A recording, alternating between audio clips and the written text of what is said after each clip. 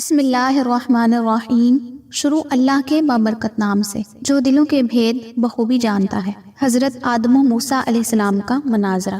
ناظرین کرام، حضرت عمر بن خطاب رضی اللہ تعالیٰ عنہ سے مروی ہے کہ حضور صلی اللہ علیہ وآلہ وسلم نے فرمایا، موسیٰ علیہ السلام نے بارگاہ خداوندی میں دعا کی کہ اے ہمارے پروردگار، ہمیں آدم دکھائیے جنہوں نے ہم کو جنت سے نکالا۔ تو اللہ رب العزت نے حضرت آدم علیہ السلام ان کو دکھلا دیے۔ تو حضرت موسیٰ علیہ السلام نے ان سے پوچھا، آپ آدم ہیں؟ فرمایا جی ہاں۔ پھر حضرت موسیٰ علیہ السلام نے پوچھا، آپ ہی ہیں وہ جس میں اللہ نے اپنی روح پھونکی اور آپ کو فرشتوں سے سجدہ کروایا اور آپ کو تمام نام سکھائے؟ فرمایا جی ہاں۔ تو پھر حضرت موسیٰ علیہ السلام نے ملامت کی کہ پھر آپ کو کس چیز نے اس بات پر اکسایا کہ آپ نے ہم کو بھی خود کو بھی جنت سے نکلوا دیا؟ تو حضرت آدم علیہ السلام نے حضرت موسیٰ علیہ السلام سے فرمایا، آپ کون ہیں؟ کہا میں موسیٰ ہوں۔ آدم نے فرمایا، آپ بنی اسرائیل کے پیغمبر موسیٰ ہیں۔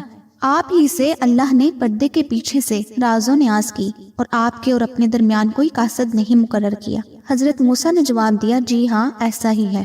تو پھر حضرت آدم علیہ السلام نے فرمایا، تو کیا آپ مجھے ملزم ٹھہراتے ہیں اس چیز کے لیے کہ جس کا ہونا اللہ کی طرف سے مجھ پر پہلے سے لکھا جا چکا تھا؟ پھر حضور صلی اللہ علیہ وآلہ وسلم نے فرمایا، آدم علیہ السلام موسیٰ پر غالب آ گئے۔ محترم ناظرین، یہ مناظرہ بہت سے کتب میں مذکور ہے جس کی بنا پر اس کے مضمون کے صحیح ہونے میں کوئی شبہ نہیں رہتا، لیکن غور فرمائیے کہ قدیم زمانے میں دو گمراہ فرقے قدریہ اور جبریہ مشہور تھے۔ قدریہ کا کہنا تھا کہ انسان اپنے افعال کا خود خالق ہے، اللہ کے فعل کا اس میں کوئی دخل نہیں، یعنی انسان جو چاہے کر سکتا ہے، اللہ چاہے یا نہ چاہے۔ جبکہ دوسرا فرقہ جبریہ اس کے برعکس یہ کہتا تھا کہ انسان مجبور محض ہے، خود کچھ نہیں کر سکتا۔ اور حقیقت یہ ہے کہ دونوں باتیں بالکل غلط ہیں، کیونکہ صحیح اسلامی عقیدہ جو قرآن و حدیث سے ماخوذ ہے وہ یہ ہے کہ اللہ تعالیٰ سب چیزوں کا خالق ہے، لیکن ہاں اللہ نے بندوں کو ایک اختیار فرمایا ہے کہ چاہے تو کرے چاہے نہ کرے۔ جیسے کہ حضرت علی رحمۃ اللہ سے پوچھا گیا کہ انسان کو کس قدر اختیار ہے؟ آپ نے فرمایا اپنا ایک پاؤں اٹھاؤ، سائل نے اٹھا لیا۔ پھر آپ نے فرمایا دوسرا بھی اٹھاؤ، سائل نے عرض کیا ایسے تو نہیں ہو سکتا۔ تو پھر آپ نے فرمایا کہ بس انسان اسی طرح ہے، یعنی نہ پورا مجبور ہے نہ پورا مختار ہے۔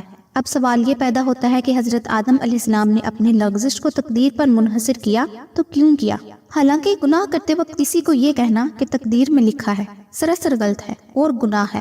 ناظرین، اس سلسلے میں علماء فرماتے ہیں کہ حضرت آدم علیہ السلام نے جواب میں تقدیر پر سہارا اس وجہ سے لیا کہ وہ توبہ کر چکے تھے، اور توبہ کرنے والا ایسا ہے جیسے اس سے کوئی گناہ ہوا ہی نہیں۔ اور یہ بھی کہا گیا کہ حضرت آدم علیہ السلام نے حضرت موسیٰ علیہ السلام کو جواب دیا کیونکہ وہ ان سے بڑے تھے اور پہلے تھے، اور کہا گیا ہے کہ وہ ان کے باپ تھے، اس لیے انہوں نے ایسا کہہ دیا۔ ناظرین، اس سب گفتگو کا خلاصہ یہ ہے کہ حضرت موسیٰ علیہ السلام نے حضرت آدم علیہ السلام کو قصوروار ٹھہرایا اس وجہ سے کہ انہوں نے اپنے آپ کو اور اولاد کو جنت سے نکلوا دیا تھا، جس پر آدم علیہ السلام نے فرمایا، میں نے تم کو جنت سے نہیں نکالا کیونکہ وہ اخراج میرے پھل کھانے پر صادر نہیں ہوا تھا، بلکہ میرا اور تمہارا وہاں سے نکلنا میری پیدائش سے پہلے ہی اللہ تعالیٰ نے مقرر کر دیا تھا۔ لہٰذا آپ کا مجھے ملامت کرنا زیادہ سے زیادہ اس پر ہو سکتا ہے کہ مجھے اس پھل کے کھانے سے روکا گیا تھا، لیکن میں نے وہ پھل کھا لیا، اور اس پر جنت سے نکالنا یہ میرے فعل کی وجہ سے نہیں ہوا، لہٰذا میں نے نہ ہی تم کو نہ خود کو جنت سے نکلوایا، یہ تو محض اللہ کی قدرت میں تھا اور اللہ کی اس میں حکمت پوشیدہ ہے۔ لہٰذا آدم علیہ السلام موسیٰ پر غالب آ گئے۔